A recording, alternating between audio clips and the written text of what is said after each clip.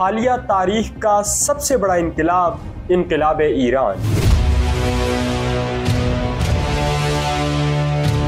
नाज़रीन, कहानी का आगाज होता है वर्ल्ड वॉर 2 से।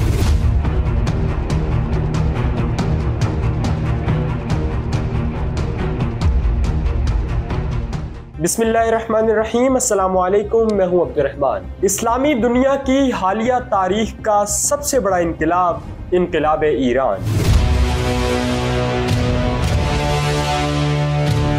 एक तरफ ईरान का याश बादशाह रज़ा शाह पहलवी है, तो दूसरी जानिब ईरान का ही एक आलिम दीन आयतुल्लाह खुमैनी है।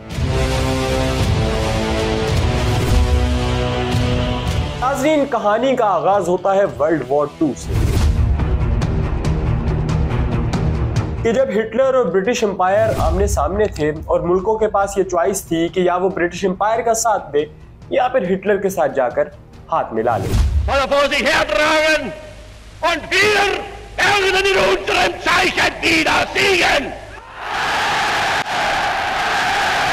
ईरान के उस वक्त के बादशाह ने हिटलर का साथ निभाने का फैसला किया, लेकिन ये सब कुछ ब्रिटिश एम्पायर को बिल्कुल भी कबूल नहीं था। ब्रिटिश एम्पायर को ये बिल्कुल कबूल नहीं था कि जर्मनी और ईरान के अच्छे ताल्लुकात इस्तवार।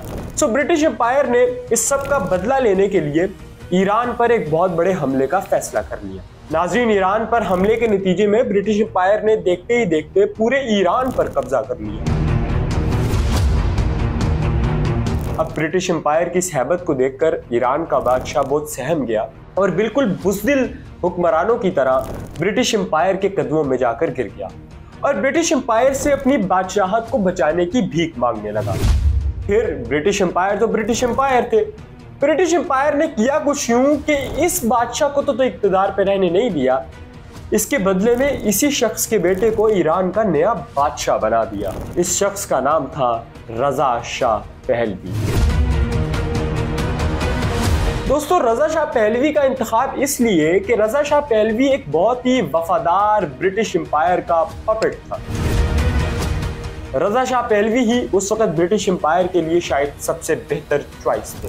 रज़ा शाह पहलवी जब बादशाह बना तो उसने वाइट रेवोल्यूशन के नाम से एक रिफॉर्म्स का प्रोग्राम शुरू किया। इस रिफॉर्म्स के प्रोग्राम के नाज़रीन 2 वर्जन्स थे।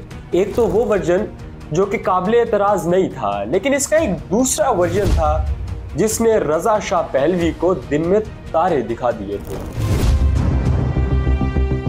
पहला वर्जन, इसमें ख़वातीन को वोट के हुकूक दिए गए, ईरान में तालीम को लाजिम करार दिया गया और ईरान में तालीम को मुफ्त तक करार दिया गया, किसानों को मुफ्त ज़मीनें दी गई और इस तरह की बहुत सी अच्छी रिफॉर्म्स। लेकिन नाज़रीन, इसका दूसरा वर्जन था प्रो वेस्टर्न वर्जन, मगरिब नवाज वर्जन। नाज़रीन, ईरान का बादशाह ईरान को बिल्कुल मगरबी माशरे की तरह देखना चाहता था। वो ईरान में रहने वाली ख़वातीन के लिए भी यही चाहता था कि वो बिल्कुल ही मगरिब की तरह के लिबास पहने, इस्लाम से दूर बिल्कुल एक अय्याशी की ज़िंदगी गुजारे और ईरान का माशरा बिल्कुल मगरबी माशरे का अक्कास हो। नाज़रीन, इसी असना में इसने ईरान में हिजाब तक पर पाबंदी लगा दी। ईरान का ये बादशाह इतना अय्याश बादशाह था, इस्लाम से ईरान को दूर करने का इतना ख्वाह था कि इसने ईरान में म्यूज़िक को तो प्रमोट किया ही किया, लेकिन साथ ही साथ इसने ईरान में दीन की तदरीस और तबलीग करने वाले उलमाए कराम को भी गिरफ्तार करना शुरू कर दिया। और इन गिरफ्तार उलमाए कराम में एक सबसे बड़ा नाम आयतुल्लाह खुमैनी का था। दोस्तों, इमाम खुमैनी इस बादशाह की मगरिब नवाज पॉलिसियों के खिलाफ बहुत खुलकर बोलते थे। अवाम में इस बादशाह के खिलाफ जज्बात को उभारते थे, अवाम को इस बादशाह की पॉलिसीज़ के खिलाफ बाहर आने को कहते थे। लेकिन बादशाह को ये सब कुछ किसी तरह से भी कबूल नहीं था। बादशाह ने इमाम खुमैनी को गिरफ्तार किया और इमाम खुमैनी को जिला वतन कर दिया। अब इमाम खुमैनी ईरान को छोड़कर इराक चले गए। इराक में इस वक्त एक बहुत ही सख्त गिर और कई हवालों से बदनाम हुक्मरान था जिसका नाम था सद्दाम हुसैन। दोस्तों, सद्दाम हुसैन ने रज़ा शाह पहलवी को एक किस्म की ऑफर की कि अगर तुम चाहते हो कि तुम्हारा रास्ता साफ कर दिया जाए तो मैं इस खुमैनी को मार देता हूँ। और सद्दाम हुसैन के लिए ऐसा भी कोई कदम उठाना कोई मुश्किल बात नहीं थी, वो बिल्कुल आसानी से इस तरह का कोई भी कदम उठा सकता था। लेकिन रजा शाह पहलवी ने इस सब से उसको रोक दिया, क्योंकि रजा शाह पहलवी इस वक्त ईरान के इस आलम दीन को ज़्यादा सीरियस नहीं ले रहा था। उसको ये लगता था कि ये नहीफ़ व कमज़ोर सा आलम दीन मेरा क्या ही बिगाड़ लेगा। लेकिन ईरान के बादशाह की सबसे बड़ी भूल थी। इसी नहीफ़ व कमज़ोर आलम दीन ने ईरान के इस बरतानवी पपेट को नाको चने चपा दिए थे। दोस्तों, हुआ कुछ यूं कि इसराइल के फ़लस्तीनी सरजमीन पर नाजायज़ कब्जे के बाद बहुत से फ़लस्तीनी अपना इलाका छोड़कर लबनान के शहर बैरूत में आकर पनाह गुज़ीर। वो यहाँ पर गोलीरा वार के नाम से इसराइल के ख़िलाफ़ हमलों की तैयारियाँ किया करते थे। इसराइल के ख़िलाफ़ यहाँ से इक़दाम उठाते थे।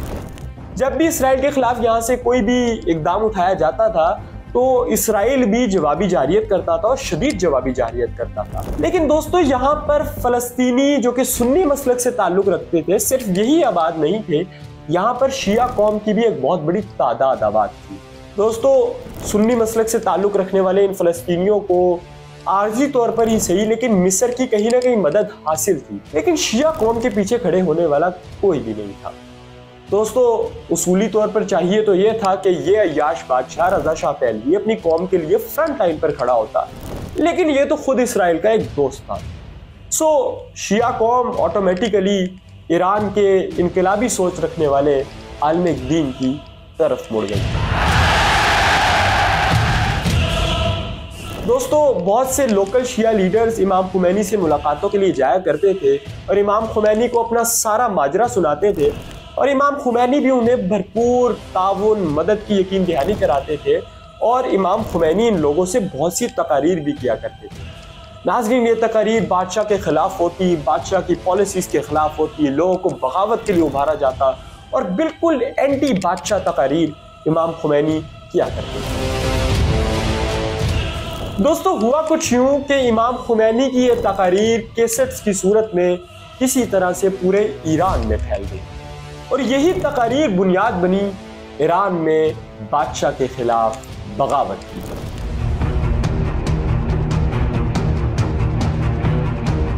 दोस्तों, वो ईरान की कौम जो पहले ही बादशाह के खिलाफ थी, किसी हद तक इमाम खुमैनी की भी सोच से मुताबिकत रखती थी, अब इमाम खुमैनी की सोच की तरफ मजीद बढ़ रही थी। इमाम खुमैनी की इन तकारीर ने बहुत सारे लोगों को इंस्पायर किया और इस सब के नतीजे में ईरान में बादशाह के खिलाफ बगावत फूट पड़ी।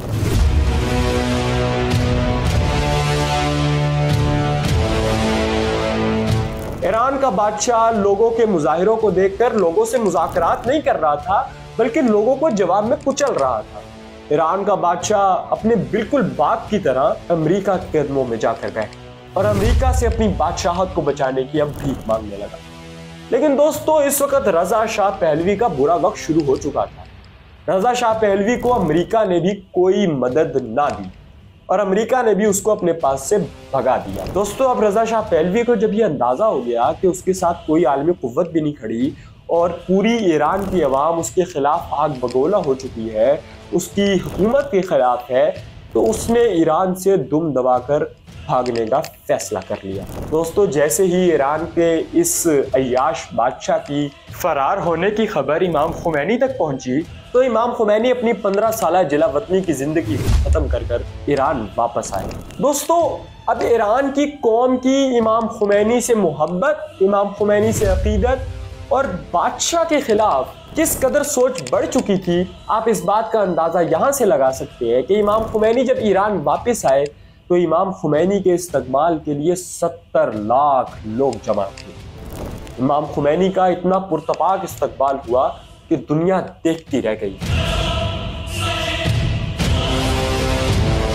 इमाम खुमैनी ने इस मौके पर आकर अपनी पहली तकरीर की, जिसमें कहा कि मैं आप शोहदा के खून का कर्जदार हूँ और इन्हीं शोहदा की कुर्बानियों की बदौलत ही ये इनकलाब बपा हुआ है। दोस्तों, इस सब के बाद ईरान में बाकायदा तौर पर इमाम खुमैनी के हाथों से इस्लामी हुकूमत कायम हुई।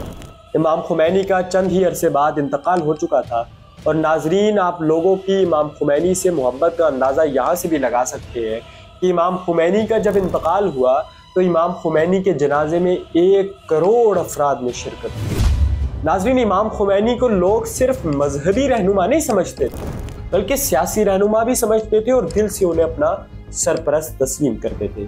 इमाम खुमैनी के बाद ईरान के supreme leader Ayatollah Ali Khamenei बने और आज तक वही ये फ़राइज़ अंजाम दे रहे हैं। दोस्तों, ये थी इनकलाब ईरान की कहानी।